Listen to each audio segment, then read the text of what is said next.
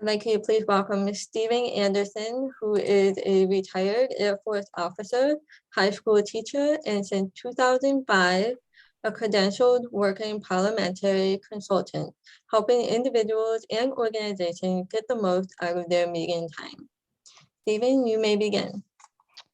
Thank you very much, Caitlin. If you can't hear me, let Caitlin know.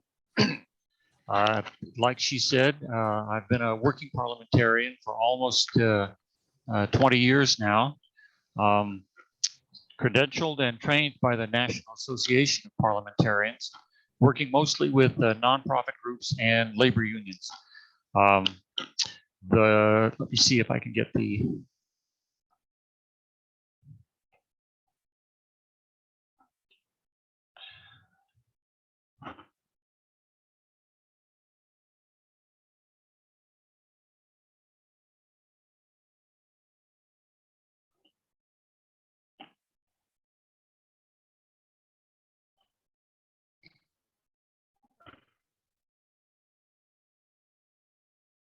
There we go. Okay. The rules that I'm going to talk about this morning are Robert's Rules of Order. If you're at all familiar with the parliamentary procedure, the actual book is over 700 pages long, and it goes into everything you can imagine and many things that you can't. However, the book I'm going to refer to and the book I recommend is the Robert's Rules of Order in brief. It's written by the same authorship team, and they distilled the 700 pages down to a very readable 200-page paperback that covers everything that most normal folks would need to know. Now, if you legislate for a living, like the folks in Albany, you'd need the big book, and you'd probably need 3 or 4 people like me to help you sift through all the interpretations. But the in brief is a very good condensation of that. And that will give most officers and members of regular organizations a good start on understanding what they need. Since the chair is most concerned with understanding all of the ins and outs of the rules, I'm going to talk to you all as if you are chairs of your organization or prospective chairs. But since I always encourage all members to think of themselves as backup chairs, it still fits. Okay, so why parliamentary procedure? Well, most organizations start small, groups of people with similar goals and similar backgrounds, which is why they get together. And small groups can usually talk things through among themselves pretty easily.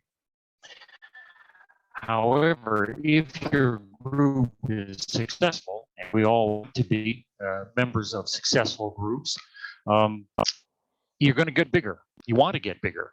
And that means you're going to get more members, which means more diverse opinions with bigger goals, and the disagreements, contentious issues are inevitable. So agreeing on an accepted decision-making process early, before you get into trouble the first time, helps keep tempers in check and helps keep your meetings efficient. Roberts does a really good job of balancing organizational efficiency with the rights of the individual members, because organizations must have efficient decision-making opportunities. And if the members are to be involved, then they need to accept a certain degree of expediency in the meetings. After all, you put 24 or 200 people in a room, every wasted minute is multiplied. Consistency in the process creates familiarity and predictability. The members know when and how they will have their say, and they know what comes next. And it also enables the presiding officer to moderate debate without having to engage in continual power struggles with this or that outspoken individual. Now, the size of the group always matters. If your group stays small, as a small board, 7, 10, under a dozen, then some of the formal structure can be dispensed with. The chair can participate more freely. You don't have to second motions, things like that. But if you get more than 12 or 15 people in the group, it's a good idea to be conservative with your rules from the beginning, because you're getting people in the habit of thinking a certain way, even when they would like to think otherwise. It's inevitable that your members are going to come to a meeting with a personal issue that they think you should do something about, and they need to remember that simply being indignant doesn't give them any more rights than anybody else in the room. In addition to Robert's rules, all officers and members should be familiar with their bylaws. And these are the laws adopted by the organization itself to lay out its own governance, the fundamentals that define the mission, the objects, and the limits of the organization. Yeah, in effect, it's the contract between the members and the organization that spells out what each will give and what each will demand of the other. You would not take a job or hire someone without having a decent contract and understanding it. And so both officers and members should know what's in the bylaws. The bylaws can be amended, but they can never be suspended, unlike Robert's rules. And that's because the bylaws are in force 365 days a year, in meetings and out, whereas the rules of order are only functioning in meetings. Any questions so far? Okay, good. So what is a meeting? It's not just when a few members happen to get together for bingo or at the bar. It's an announced gathering to decide on actions to be taken in the name of the organization. And all members should be informed of these announced gatherings. Sometimes the schedule can just be written into the bylaws, the third Tuesday of every month. But everybody needs to at least be informed of their opportunity to meet. And participation is restricted to the members of that meeting. The meeting can vary depending on which part of the organization is actually involved. If it's a general membership meeting, then all members in good standing can participate, that is, speak and vote. You may allow non-members to attend your meetings, and if you're subject to the open meetings rules, then you must make allowance for non-members to observe quietly. And non-members can only be allowed to speak by a majority vote of the members, and certainly non-members cannot vote. Now, if the board is meeting, then ordinary members may be allowed to observe, but a board meeting is a meeting of the board. Those are the only people who can speak and vote. The quorum is the minimum number of members of that meeting who are required to be present to properly conduct business. So if your board is 11, then probably your bylaws say that a majority of the board is required to attend. If your general membership is larger than that, then the bylaws should specify the quorum either as a fixed number or as a percentage of the total membership who can be expected to be present on an average day. Now, an average day in July is not the same as an average day in January in New York. And so your bylaws should make allowance for the fact that bad weather will have an effect on your ability to conduct business, because you can't make legitimate decisions without at least the quorum present. You must also have at least a presiding officer and a secretary. If the actual elected officers aren't there, then the body present, if it's a quorum, can elect a president pro tem and a clerk for the purposes of the meeting. The presiding officer moderates, does not dictate. Now, a word about the formal language, which is what most people think of when they think parliamentary procedure. Why do I have to say it has been moved and seconded that the organization donate $500 to the Ronald McDonald House? Why do I have to use those words? It doesn't sound like me. Well, remember, if you're holding the gavel, you're not just you anymore. You are the designated traffic cop whose sole purpose of being there is to facilitate the efficient meeting while also giving the members their due chance to speak. If you must participate, then you hand off the gavel to somebody else. You go down to the floor and address the assembly like every other member, and you don't take the gavel up again until you can assume the impartial role that is required of the presiding officer. The formal language not only protects your impartiality by keeping you in your lane, so to speak, but it also signals to the members each important step in the process.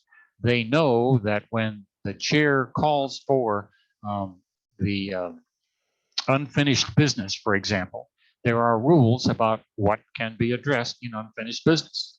When the chair calls for a second on a motion, the body knows that that's their opportunity to either give the second or withhold the second, which makes a difference on the process, what comes next.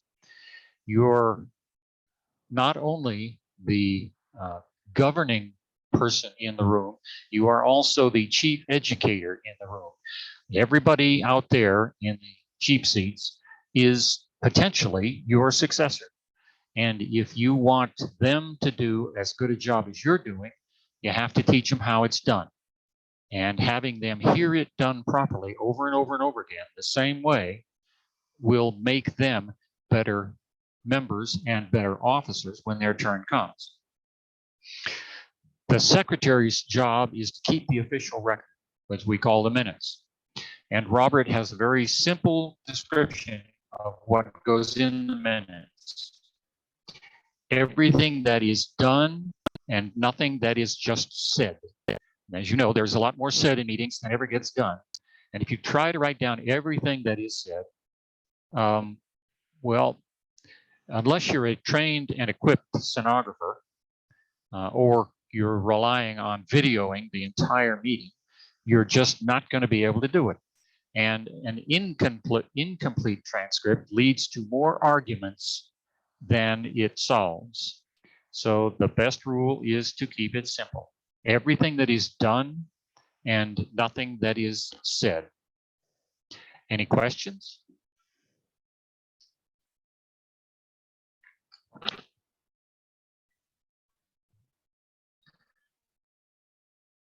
Okay. Under Actually, Robert's I rules, have there are a few basic meeting principles. I have a question about minutes.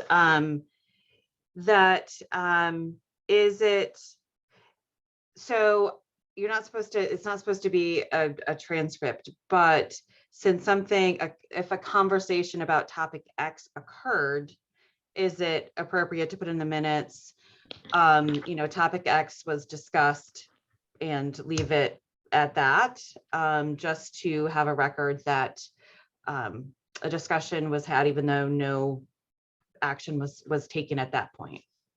Okay. Well, like I said, the size of the group makes a difference. If you're just talking about a board meeting where it's it might be a matter of keeping your constituents informed that yes, the board talked about this, but technically there should be no conversation during a meeting.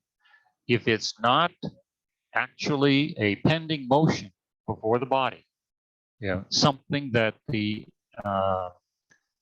body is actually considering taking action on, then it shouldn't be happening, and it doesn't need to be recorded. Even when you're debating a motion, you don't say, Member Smith was against the motion and said such and such, and Member Anderson replied that that she's for the motion. No, it's just you record the motion and you record the outcome, and nothing in between matters. But the body can decide by majority vote to give direction to the secretary to add this or leave out that. It's not very efficient, but as we all know, the majority rules, and if the majority of the board members wants notes on everything that is mentioned, then they can order it done, and that puts a tremendous burden on the secretary, but hopefully the members will recognize that he or she is not going to be perfect at it. Does that cover it? Okay. Yes, thank you. All right. The basic meeting principles are going to sound an awful lot like what you learned in grade school. One speaker at a time. You must be recognized by the chair, which gives you the sole right to speak. And so you're going to have to wait your turn. And while you're waiting your turn, think about what you're going to say so that when your turn comes, you can use it effectively. One subject at a time. There can be different motions currently on the floor. A main motion, an amendment, perhaps an amendment to the amendment, a motion to refer to committee, but only one of them is the immediately pending motion, and that's the one made last. And everything has to focus on that immediately pending motion as long as it's still pending. That is, until a vote is taken on it and it is disposed of. And believe it or not, debate has rules, which most people kind of try to ignore, but we'll talk about them in a minute. Each motion requires a separate vote. There are 4 things you can do to a motion. You can adopt it, you can reject it, you can postpone it to some future time, or you can send it to committee. But once it becomes a pending item of business, it stays there until it is disposed of in one of those 4 ways. The chair should try to alternate between those opposed to a motion and those in favor of it, because the minority must be heard, even though we all know that eventually the majority will decide. If the chair can, she should alternate speakers. And the easy way in a big meeting is one microphone has a green sign over it, one has a red, and people know which mic to go to. If it's not possible to alternate, then you just kind of have to wing it. If it becomes clear that there aren't really 2 sides on a particular question, you're not hearing any opposing comments or any favorable comments, then the chair can tactfully remind people that you don't all have to line up and say the same thing. If anybody has anything new to offer, please go to the mic. Otherwise, we'll take the vote. And again, no decision without a quorum. And that means that somebody has to keep track of the quorum. If people are coming and going, particularly in a long meeting, or if the weather starts to go bad, or people come in after the social part of the meeting, and you have to make sure before you take a vote that you count, or at least take a look around the room.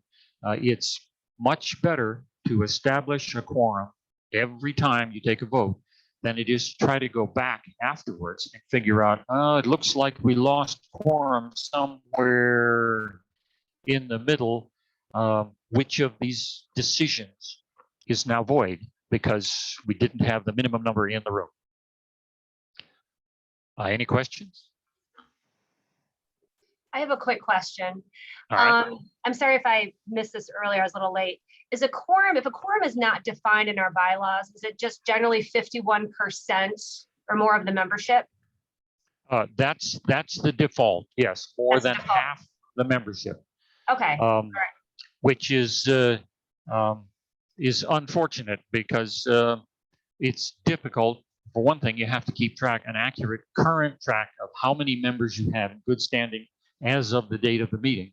And also, these days, getting half of any group to show up most of the time is difficult. I usually recommend that if you get fewer than 50 people, then your quorum should be set at 10. If you've got more than that, you still have to contend with bad roads, bad weather, and conflicted schedules. And so it's far better to define your quorum than to just leave it unstated, and that then it becomes the Roberts default. And one of my clients, because of a change in the state law, they went from an average of 50 members to over 200 members in a lot of their individual sub units, and without changing their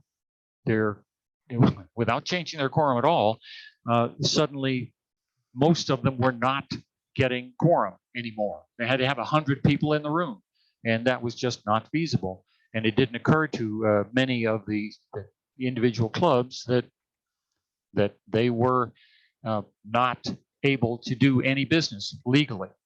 So set the quorum at something so that it's stated outright and doesn't have to be calculated by only the secretary is going to know how many people you have to have in the room.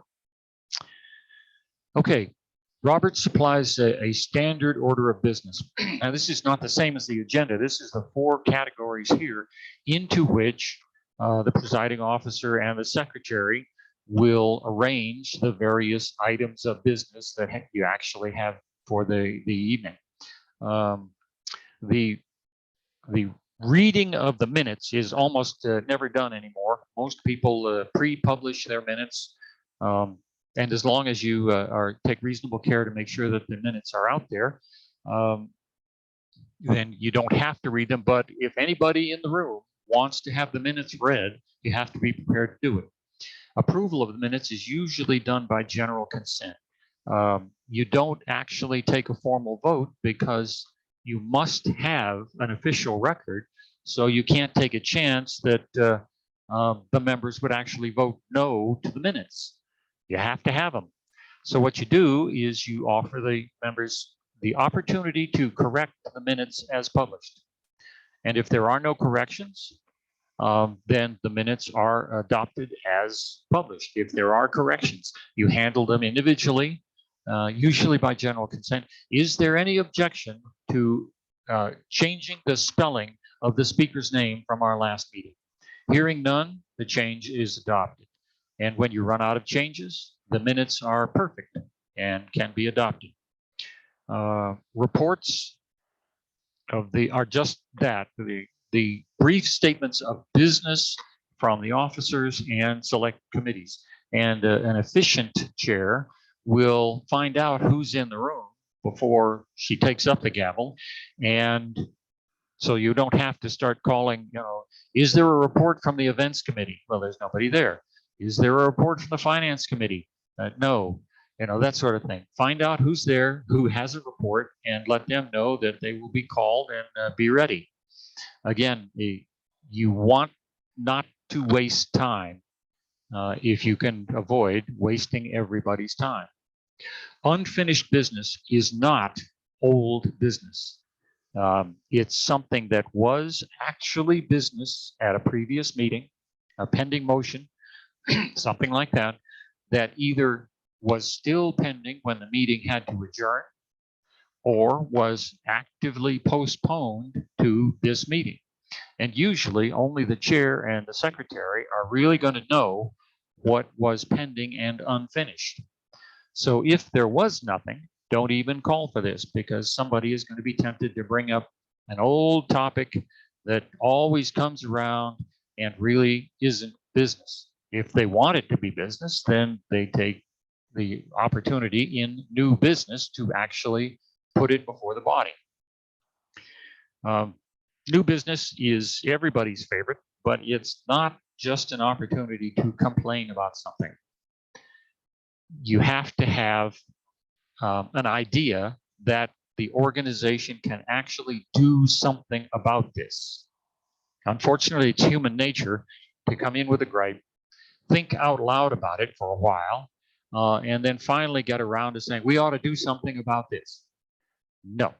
When your turn comes to go to the mic, ideally, you have a copy of your motion for the chair and the secretary, and you know what the problem is, and you have a proposed solution. Doesn't have to be a perfect solution, but you have identified the problem. So you propose the solution, and then everybody talks about, is it a good idea or not? Any questions on the standard order of business? We've got a question in the chat.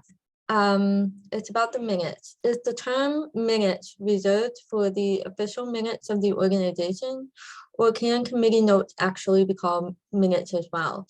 We were once told that only the board minutes could be called minutes. The minutes are the record of any meeting. So if you have a committee meeting and they want to take minutes of the committee meeting, they can do that. But it becomes the minutes of the finance committee, or the minutes of the board, or the minutes of the membership meeting. Okay. But anybody can keep minutes. It's just a shorthand for the record of a meeting. Okay, thank you. All right. And one more question. 51% quorum for a general meeting. They want to know if that remains the same for subcommittees or executive committee meetings. Committees don't generally have quora unless it's a large enough committee. I mean, a committee of 3, if you can't get at least 2 people together, you're not going to have a meeting. But if you have a committee of 15, then perhaps it would be a good idea to establish what is a quorum for those meetings. Again, the board or the members can make a rule that all committees must have at least half in order to make an official meeting. But they can also just leave it up to the best judgment of the people who are going to be meeting. Okay. Thank you. Sorry, I have a couple more questions that just popped up. Somebody asked about executive session minutes. I don't know if that's something you'll be getting to later in the presentation, but is that also, I'm not really sure what the question is. It just says, what about executive session minutes? But many people asked, do you keep minutes of an executive session? And yes, you do, because the only reason to go into executive session is to make a decision that you don't want widely reported outside the meeting itself. So yes, you have the general membership meeting would reflect that the meeting went into executive session at 10:30 and came out of executive session at 10:45. In between, there will be a separate set of minutes, the minutes of the executive session. And those minutes will be kept secret as, well, confidential, let's say. Secret's a little strong, but confidential, as will anything except the final decision that comes out of an executive session. Usually, the rule is you only go into executive session for contract issues, legal issues, or personnel decisions. And that can include disciplinary decisions regarding personnel. But those are things that you don't want broadcast. Obviously, if you make a decision in executive session to sign a contract, you're going to have to make that announcement or it'll become general knowledge anyway. But it's the rule is that you go into executive session and only the people who are in the executive session can know what went on. And when it comes to approving the minutes of the executive session, you have to go into executive session again. Okay. But Okay. yes, you do keep, if it's an action of the organization, even if it's an executive session, you do keep minutes. Okay. Thank you. All right. Is We there have, another one? yeah, we have some more questions coming in. I apologize. Especially about the executive session. One person wants clarification about the treasurer's report. It does not have to be voted on, right? Absolutely not. Okay. Thank you for bringing that up because that always comes up. Reports of officers are not approved by the committee, by the body. The treasurer's report is one that causes a lot of problems. But remember that it is a report by a single person without any verification. And so you do not want to adopt that as the official record of the body. Once a year, once a quarter, however often you do it, you should appoint an audit committee of more than one person to inspect the records, and you do adopt the audit report. But the treasurer's report, just like the secretary's report, except for the minutes, and a report of any committee, it can be just filed away. It can be attached to the minutes if you want, but it shouldn't be in the minutes, and it becomes an appendix. But you don't adopt single individual reports as official records. Okay. If the officer or the committee has a motion that comes at the end of their report, then you can treat that right then as a motion and go through the regular discussion and voting process, and that motion would get into the minutes. But the rest of the report is just accepted. Okay.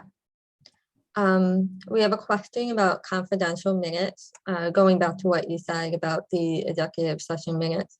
Where should confidential minutes be stored for confidentiality? We store a regular meeting minutes in common Dropbox, but how would you keep your confidential? Well, most of the time, the secretary keeps the book and he or she knows who is allowed to thumb through the book and get to things that maybe they aren't supposed to see.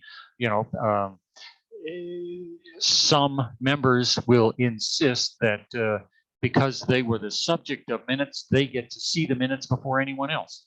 No, minutes are handed out to those members who can see them at the next meeting or published as the organization chooses.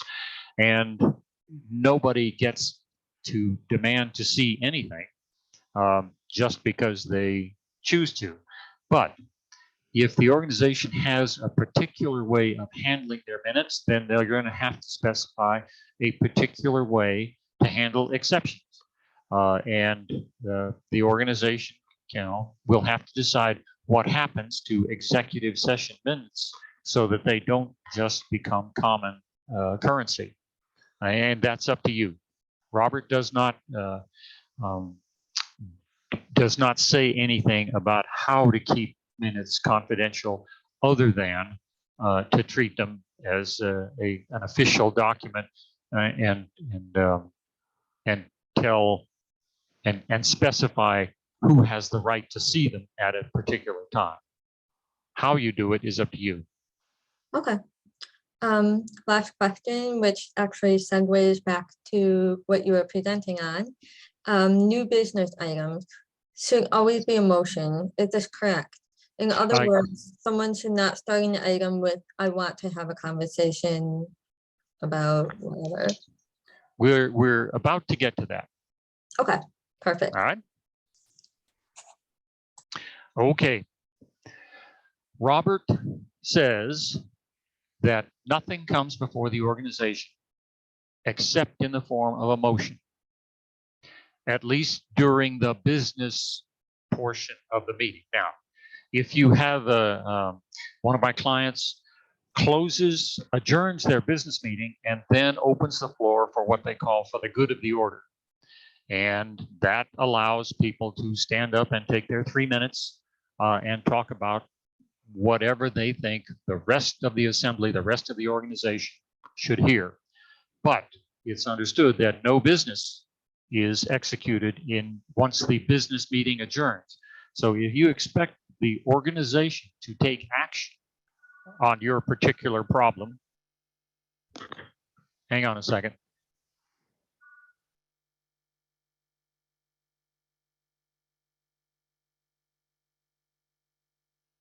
Wouldn't you know, that phone never rings. Okay.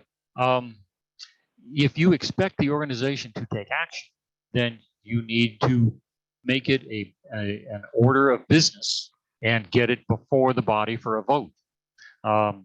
And so, if the organization wishes to allow certain people or certain times for free discussion, then that needs to be made a standing rule so that everybody knows when and how it'll happen, and not just at individual option.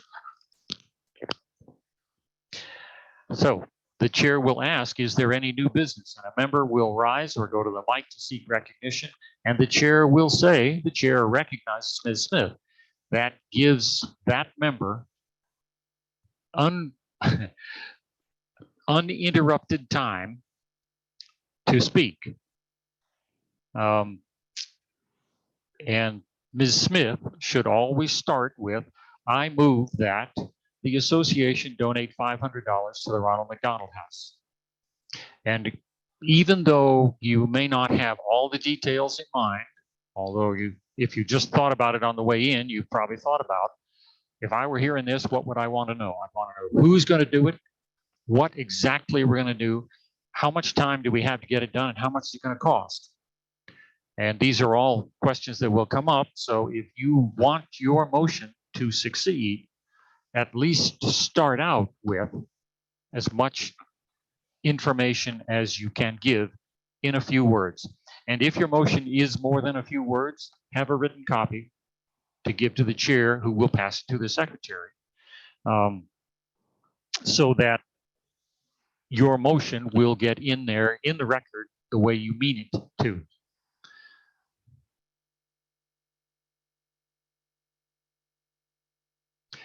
And then most likely somebody in the audience, somebody else in the membership will yell out second. If not, the chair will say, it is moved and second. It is moved to donate $500 to the Ronald McDonald House. Is there a second? And this is the first opportunity for the members to participate in the discussion. Yelling out second is just a means of saying, sounds like it's something we should talk about. You don't necessarily approve of it, or you're against it. You just think it deserves discussion. If no one seconds any motion, it dies right there, because the members are tactfully telling you that this is not something they want to spend time on. You don't write down the name of the seconder. It's not necessary. You do have to write down the name of the original mover, but the second is just an exclamation point. It does not need to be recorded. Just everybody heard that there was one. And if you happen to get in debate without hearing a second, it's not important. You don't need seconds from committee, by the way, because since there's more than one person on a committee, obviously at least two people thought it was worth talking about, or it wouldn't come out. And the chair will then restate the motion, and this becomes the official version. So if the chair didn't quite hear you right and changes your donation to $1,500, that's when you want to speak up, because whatever goes into the record becomes the official version. And then the chair will say, is there any discussion? And this again is another point where the members can give their opinion. If nobody needs to talk about it, I mean, if it's so obvious or so obviously a bad idea, no one will go to the mic and the chair can move on. Like I said earlier, once a motion becomes pending, there are four things that can happen to it. The body can adopt it, they can reject it, they can postpone it to the next meeting, or they can refer it to committee for research. And every motion gets a separate vote on one of those. And then that disposes of that item of business. Now, once it's been disposed of, it can't come back for the same meeting. Somebody can't decide that they didn't like the way the first vote came out and they didn't get a chance, they didn't think of something they wanted to say, so they want to bring it back. No. It's settled for that meeting. The body cannot be made to answer the same question more than once in the same meeting. Now, the next meeting, after people have had a chance to think about it, they can still bring it up again and amend it or rescind it, but by then it takes 2/3.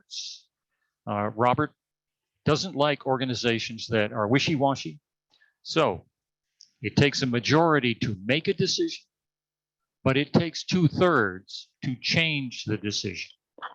So you can't have, yes, we're going to do this one meeting. No, we're not going to do it the next meeting. Yes, we're going to do it the next, Nope. I guess the theory is that when a new idea comes up, it might be all you can do to convince more than half the people to give it a try.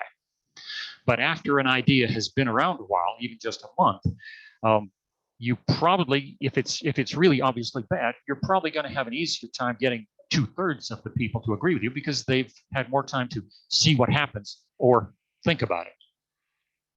Any questions? Like I said, if you want to have free floating discussions on things, give it a special time in your meeting or after your meeting to do that, because most organizations have trouble enough just handling actual business, things they can do something about. Yes, everybody in the room may think that the administration in Washington is terrible, but there's nothing that your dog club can do about it. So, save that for the social hour afterward. Yes, debate has rules. I said earlier, once you're recognized to speak, you have the floor. You get to make 2 speeches on any one question. And Roberts recommends that the organization set time limits on those speeches. Most of the time, you won't need the time limit because most people will talk for 2 or 3 minutes and they'll just run out of gas. And if they've thought about what they want to say, they'll make sure that they're, they could express themselves in a tweet. And so, your 280 characters will run out long before your time does. But once in a while, you'll get a member who wants to come to a meeting and read a 2-page manifesto. And if you don't have a time limit, you're going to have a tough time telling him tactfully to sit down without hurting his feelings. No, you don't want to sit there for 10 minutes and listen to the manifesto, but you got to, the guy's supposed to be your friend and he will be again tomorrow. So set the time limit just like you set the rules and use it when you need to. Stick to the point. The pending motion, the immediately pending motion is the only thing you talk about. If it's not germane to that, save it for later. People often get tangled up when you have an amendment to a motion. They start out talking about whether they like the amendment, but they kind of drift back over to what they think of the main motion too. And that makes it hard to keep people on track and people get confused. So the chair needs to guard against wandering. Stay on the point and stay off personalities. The person making the motion may not be your best friend. That doesn't mean that his idea isn't worth talking about, regardless of how you feel about his football team. So No personalities, just policies, just issues. Oh, and I said earlier that once recognized, the speaker has uninterrupted time. That's not strictly true. There are 3 motions, 3 requests that any member can make at any time and interrupt someone else who's speaking. And those are to raise a point of order. If it occurs to you that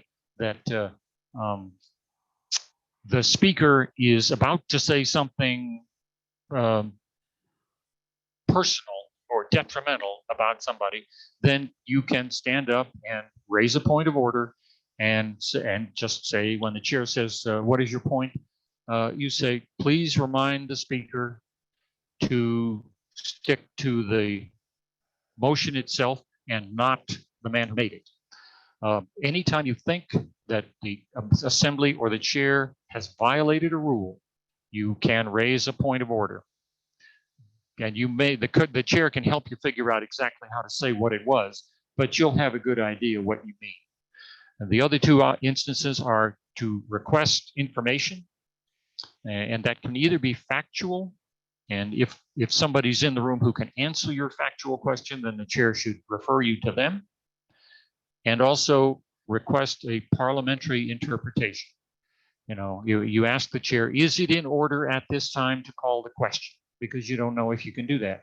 And the chair will tell you, yes, you can, or no, you can't. Only those 3 things should interrupt a speaker.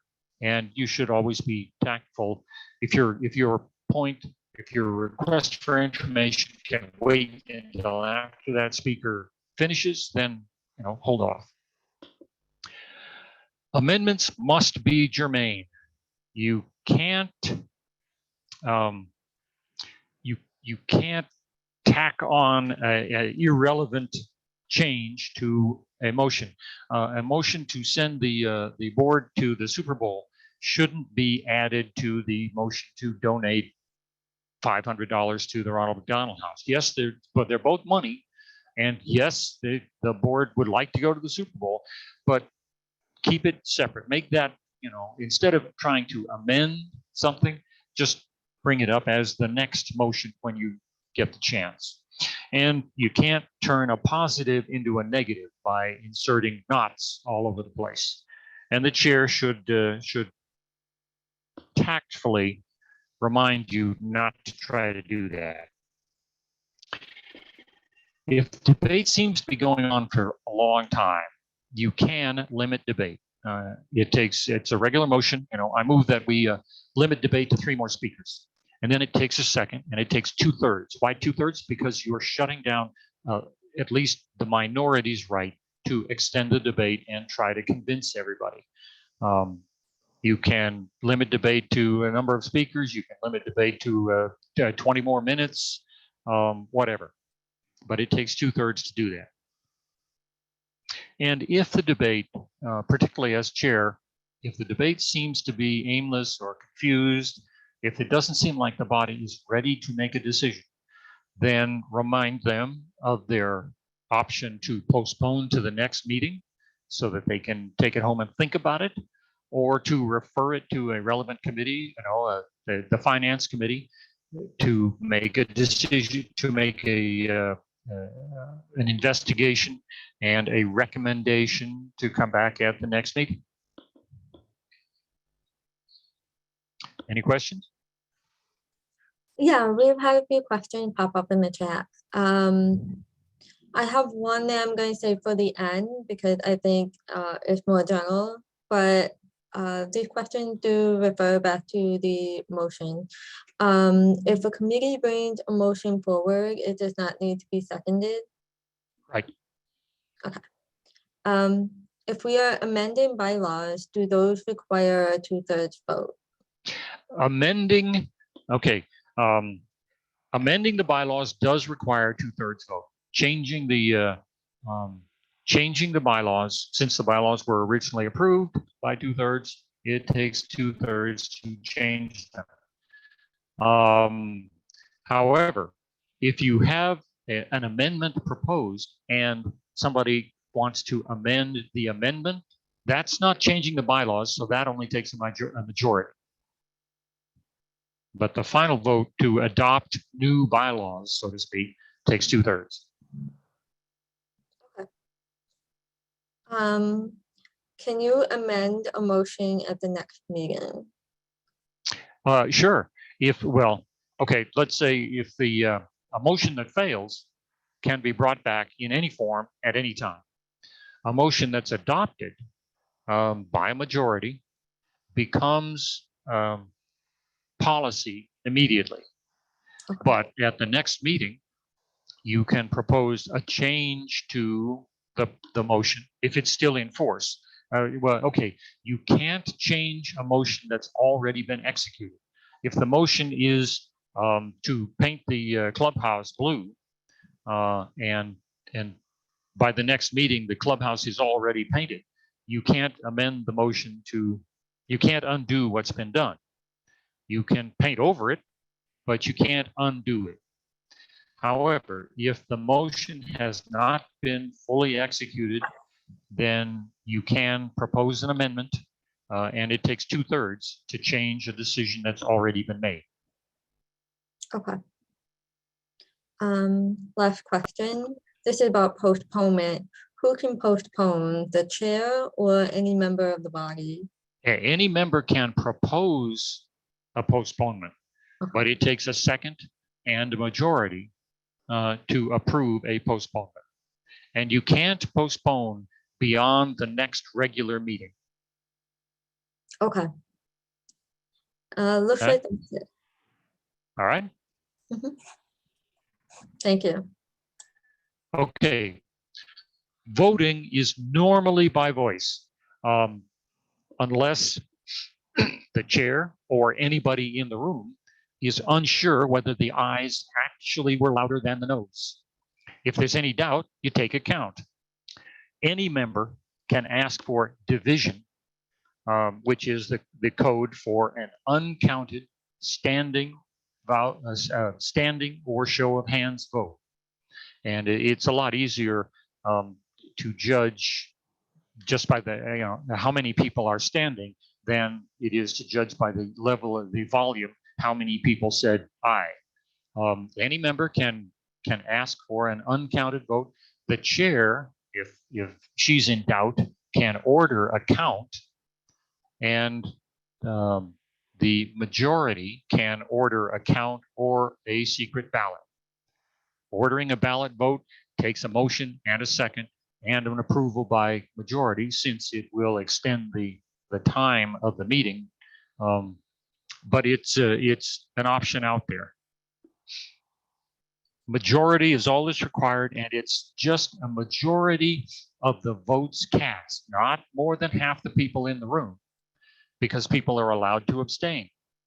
So if there are more ayes than noes, that's a majority.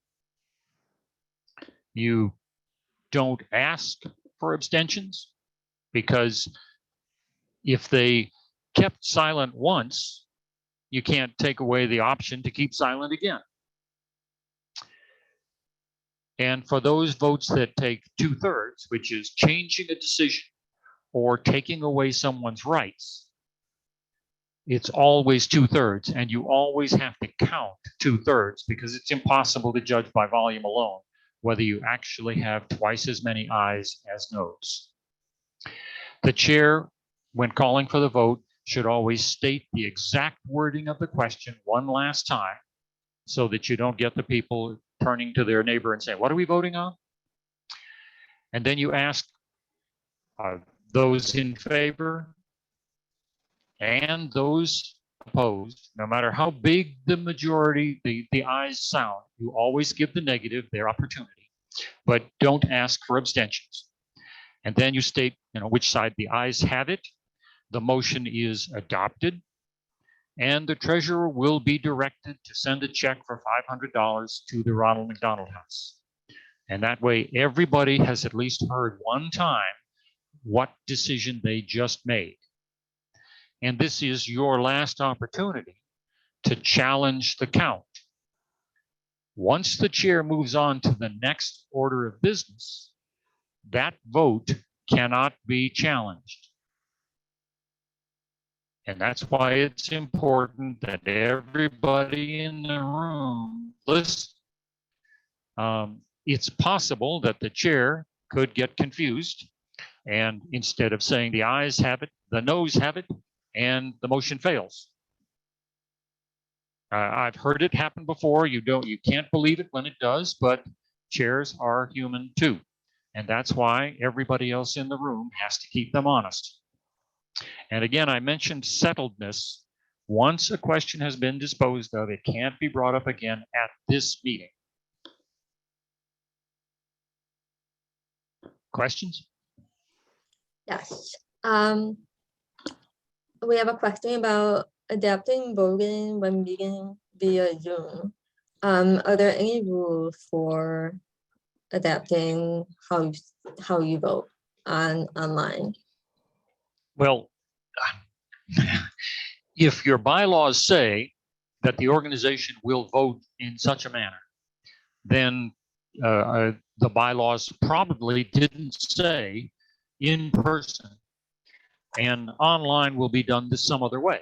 So unless you've gone through and adopted special rules for virtual meetings, it's best to try to live with your original bylaws. Now you can, your bylaws probably didn't say anything about voting via chat or something like that, or disabling the chat during votes, or how you get access to, how do you get recognized to speak, and things like that. And certainly it's a good idea when those problems, become obvious, to adopt special standing rules. But you can adopt standing rules by a simple majority vote. And it's not nearly as complicated as changing the bylaws. Okay. But if you're going to make it a rule, it ought to be written down someplace. Okay. Abstentions. If and when do you call for abstention? Okay. Under most situations, you don't ask for abstentions at all. The individual has the right not to express a preference on any vote, and they can't be made to answer for their choice. And besides, if they were silent once, if you ask for abstentions and they're silent again, how are you going to know? Okay. But if, let's say, you have a particular issue that all expenditures of all sale of property must be approved by 2/3 of the meeting, not just 2/3, but 2/3 of the meeting, and you know that you have 200 people in the room, then it becomes important to know how many people in the room did vote, because it can make a difference whether, okay, 200 people in the room, and you need, I'm going to make it simple, majority of the people in the room must approve. That means you're going to have to take a counted vote, because you know that at least 101 people must vote yes, or it's not a majority in the room. So if your voting basis changes, it's not just a regular majority vote, period, but majority of the people in the room, then you have to take the counted vote and you have to ask for abstentions, because you can have enough abstentions, even though they didn't vote, to keep from getting a majority, right? So the only time you would ask for abstentions is if every person in the room must be counted. I just want to quickly mention we are already at the hour, so I apologize. We did have a lot of questions. I would like to invite everyone to stay on if you can. I understand if you have to go. But we're gonna let Stephen finish his presentation, and then if there's not too much time over, we'll get to the other questions at the end. Thank you. Okay, I'm just going to quickly go through the frequently asked questions. Do we have to follow the rules all the time? No. You can suspend the rules. The body can suspend the rule limiting speeches to 3 minutes by a 2/3 vote, and it's just for that meeting. Does the president only vote to break a tie? No. The president can vote, I'm sorry, the presiding officer can vote anytime a single vote would make a difference. Remember, the presiding officer has to be concerned about not wading into issues, but staying impartial. But sometimes a single vote can make a difference. And in those cases, the presiding officer can vote. The presiding officer can always vote if it's a secret ballot. But to make a tie or break a tie, to make 2/3 or to break 2/3, at those points, the chair can vote. And remember, why would the chair vote to make a tie? Because a tie vote on a motion means the motion fails. It didn't get a majority, so it fails. So the chair can reject a motion or adopt a motion with a single vote. And in those cases, if it's important enough to risk impartiality, because remember, you have friends in the room, you have enemies in the room, and none of them is going to forget that you voted. Okay, why does debate stop when somebody yells out, question? Well, in point of fact, it shouldn't. Calling the question is a regular motion. You have to be recognized, it has to have a second, and it needs a 2/3 vote because you're stopping debate. So yelling out question from the back just because you're tired of it is rude and improper, and the chair should not hesitate to remind that member to keep silent or at least ask for recognition. And last, how do we keep members with a conflict of interest from voting? In short, you can't unless conflict of interest is specified in your bylaws. Perceptions about who has an individual interest not held in common with the rest of the group is dangerous, and it's certainly too mushy to take away somebody's right to vote. If you have a particular, if you are a a real estate organization, and you want to write in there that that no member shall vote on any of their own listings or any question affecting shared profits or something like that, something that you can be specific about, then put it in the bylaws and use it. But conflict of interest is a minefield, and you don't want to go there. If you can't specify it for your bylaws, ignore it. And that is the end. If you have any other questions, you can reach me at my email. I enjoy answering questions because every so often something comes up that I haven't seen yet. Are there any other questions for me now? Yeah, there was a question about balancing discussion between those attending in person versus virtually in a hybrid meeting. Do you have any suggestions for that? Only that it's even more challenging than trying to balance discussions when everyone is in the same room. And it really rests on your tech wizardry. If you have, I have told my clients who struggled with Zoom meetings for the last year and a half that they must have qualified tech people who understand the process of the meeting. You can't ask the chair to monitor both live people and a computer screen. You need to give the presiding officer enough assistance so that you don't deprive the members obviously, of their rights.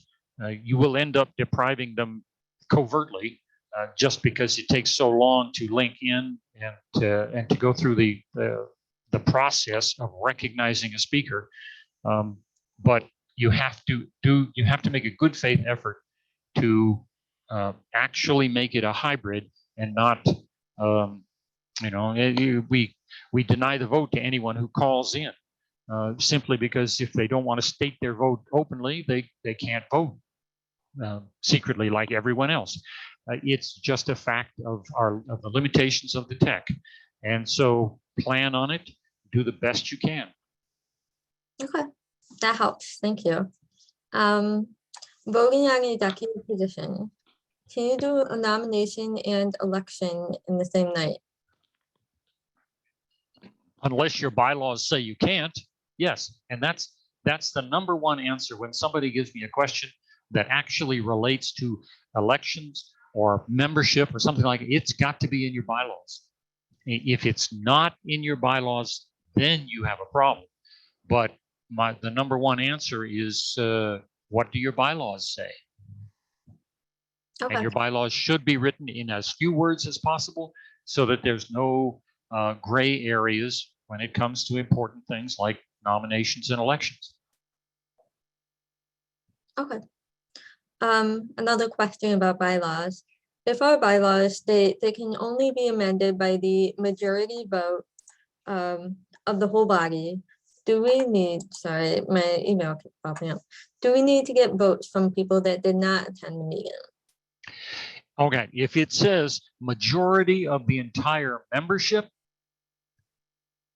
well, that's different from a majority of the entire body. The body is everybody in the room. A majority of the membership, okay, there's two ways you can do that.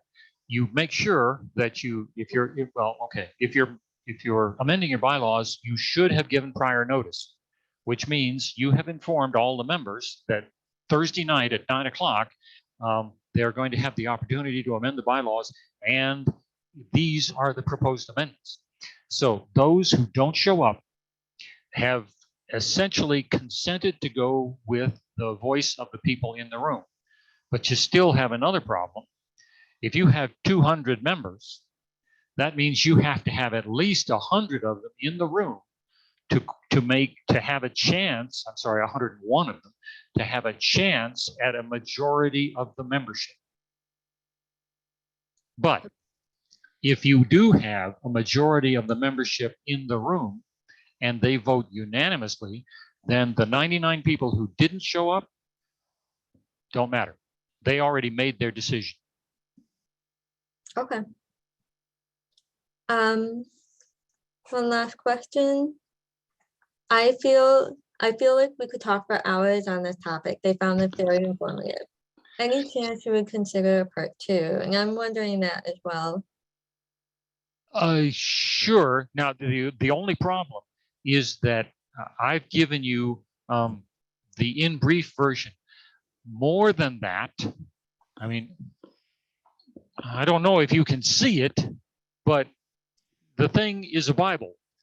And to go any deeper, we would have to break this down into specific areas, just voting, just elections, just bylaws, because then the verbiage gets very extensive and the questions and answers get to be pretty complicated as well. I can do this again. Caitlin and I can talk about how to do it again. Send Caitlin your comments, and maybe we can come to some sort of a consensus on what would be of most value. I think that's a great idea. When I send out the evaluation, I would ask everybody to put in, there's a section for comments, to put in aspects you would have liked to have discussed, and maybe we can figure out a second presentation from there. But if you, like I said, if you have specific questions for me, if you can write them down, then I can answer them. You may not like the answer, but I can work in writing. Yeah, I'm putting your email in the chat for easy access. If anyone has a question for Stephen, please email him if you have specific questions. We will discuss possibly doing a part 2. I want to thank everyone for coming since we're 12 minutes after the hour. I want to thank everyone for coming. I want to thank Stephen for a great and very informative presentation. I learned a lot today, and I think everyone here did as well. And I also want to thank the audience for your great questions. You had some really interesting questions that I didn't even think of as well. So, thank you so much. Have a wonderful day, everybody. You will get the recording in your email.